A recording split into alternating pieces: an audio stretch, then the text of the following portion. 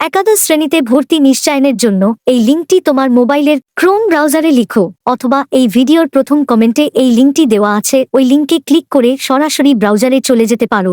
ব্রাউজারে ঢোকার পর প্রথমে এরকম একটা লগইন ইন্টারফেস দেখতে পাবে। এখানে আবেদনের সময় দেওয়া এডু আইডি এবং পাসওয়ার্ড দিয়ে লগইন বাটনে ট্যাপ করতে হবে।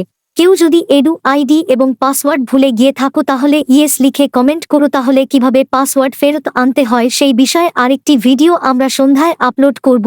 লগ ইন বাটনে ক্লিক করার পর এখানে আবেদনকারীর প্রোফাইল দেখানো হবে, যেখানে তার নাম এবং রেজাল্টের বর্ণনা দেয়া থাকবে। এরপর কর্নারের এই নির্বাচন বাটনে ট্যাপ করতে হবে। নির্বাচন বাটনে ট্যাপ করার পর এখানে যে কলেজে চান্স পেয়েছো ওই কলেজের নাম দেখানো হবে। এখান থেকে কেউ যদি পরবর্তীতে কলেজ পাল্টাইতে চায় তাহলে এই অপশনটি চালু রাখবে, না হলে অফ করে দিবে।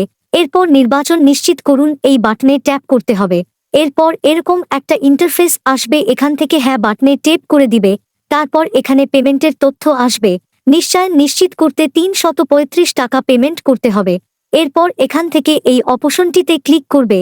তারপর এরকম একটা ইন্টারফেস আসবে, এখান থেকে অগ্রসর করুন বাটনে ক্লিক করবে।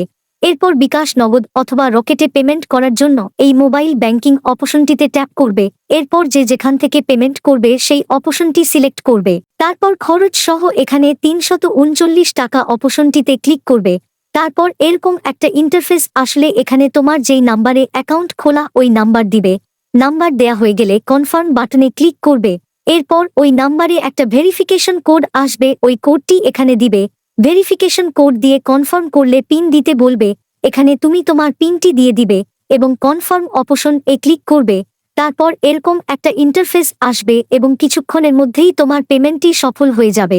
ভিডিওটি ভালো লাগলে সাবস্ক্রাইব করে বন্ধুদের শেয়ার করে দাও। ধন্যবাদ প্রিয় শিক্ষার্থী।